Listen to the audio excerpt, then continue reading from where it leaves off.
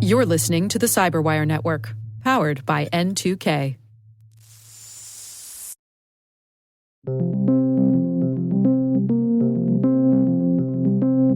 Funding for this Cyberwire Word Notes podcast is made possible by KnowBe4, the experts in social engineering and the pioneers in new school security awareness training.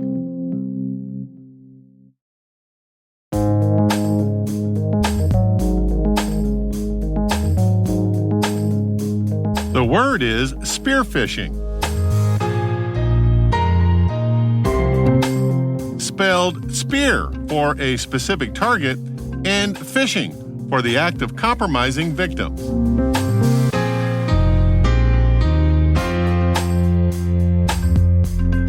Definition: a type of cyber attack where an attacker sends a targeted and personalized email or other form of communication to a specific individual or a small group of individuals with the intention of tricking them into divulging sensitive information such as a password or convincing them to click a malicious link that will enable the attacker to take control of the victim's machine.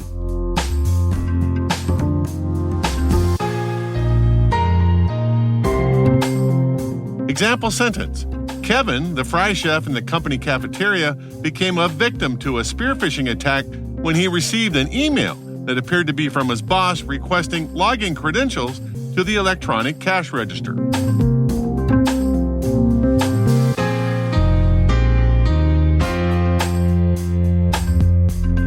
Origin and context. According to Russell Kay in the 19 January 2004 edition of Computer World, hackers may have started using the word phishing in the alt.2600 hacker news group in January of 1996. But the term also might have arrived earlier from the print journal 2600, the Hacker Quarterly. According to Kay, hackers used email lures to hook digital fish for their American online passwords. They would blast phishing emails to everybody in the American online pool to see who would bite. It's unclear when hackers sent the first spearphishing email to target a specific user or a small group of users, but according to Daniel Brecht at InfoSec Online in 2015, people started to notice the attack technique when the news of the RSA security company breach in 2011 became public. The attack where the Chinese military used a spearphishing attack to establish a beachhead inside RSA security that eventually allowed them to compromise the company's two-factor authentication token product.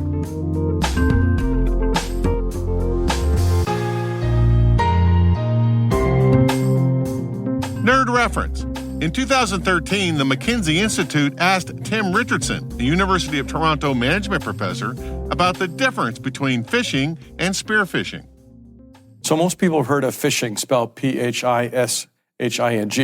Let me just repeat why that slang word is used. When you're actually standing on a dock and trying to fish, you can't see with laser vision where the fish actually are. So you cast your rod into the water, reel it back in, cast your rod in the water, reel it back in, etc.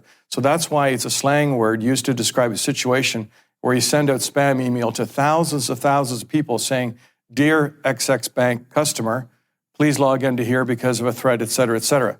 They may or may not actually be a customer of that bank. But if you send out enough emails, you'll capture some people who are actually customers of the bank. Then if you have a large enough number, the percentage that will respond will be large enough that you could then engage them in some type of trickery to commit identity theft. But since so many people know about this, the percentage response rate is quite low. So what they're doing is spearphishing. Spearphishing is a slang expression to say instead of sending out a spam email to tens of thousands of people about XX Bank, they'll send an email specifically to John Smith at Royal Bank in Aurora because we know that you bought something at the Newmarket store, et cetera, et cetera.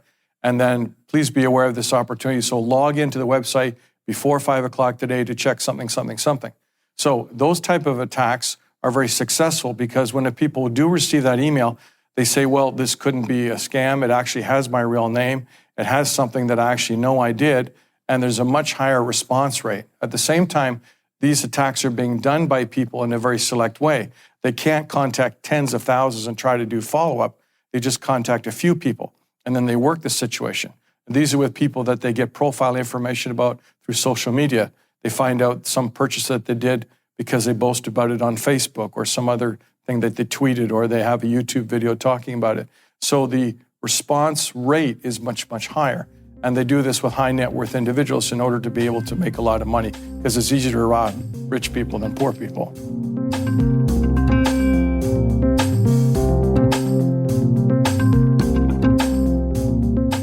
Word Notes is written by Tim Nodar, executive produced by Peter Kilpie, and edited by John Petrick and me, Rick Howard. The mix, sound design, and original music have all been crafted by the ridiculously talented Elliot Peltzman. Thanks for listening.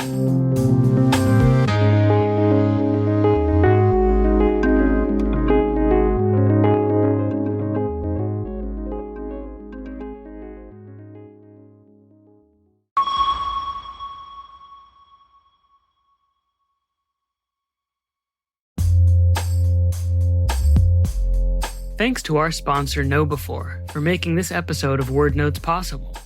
Users are the last line of defense in keeping organizations safe from cyber attacks, and it's critical to keep them trained and on their toes with security top of mind. The team at KnowBe4 are the social engineering experts and pioneers of new school security awareness training. They've got the world's largest training library, and its content is always fresh. KnowBe4 delivers interactive, engaging training on demand. It's done through the browser and supplemented with frequent, simulated social engineering attacks by email, phone, and text. Learn more at knowbe4.com. That's KNOWBE4.com.